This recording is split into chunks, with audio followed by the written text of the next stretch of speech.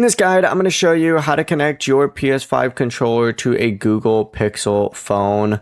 This is Aiden from JustPause, and before we get into this guide, make sure to like the video and subscribe to the channel with all notifications on. It really does help with the channel and it lets us know that you want more content like this, so we greatly appreciate it. If at any point throughout this guide you did have any questions, just ask them down in the comment section below and we can help you out further. I'm going to be doing my best to reply to every single comment down there. First things first, go ahead and swipe up on your phone and you need to find your settings. Open those up and you need to go to connected devices. So scroll down a little bit, select connected devices or connections, and then you need to go ahead and find Bluetooth on here. Select Bluetooth, it's going to redirect you to the Bluetooth settings. Make sure Bluetooth is turned on. And now you're going to need to put your PS5 controller into pairing mode. So hold the create button and the PS button at the exact same time until the controller lights begin flashing. Return to this menu and under available devices, you're going to see the controller appear. It's going to say DualSense wireless controller.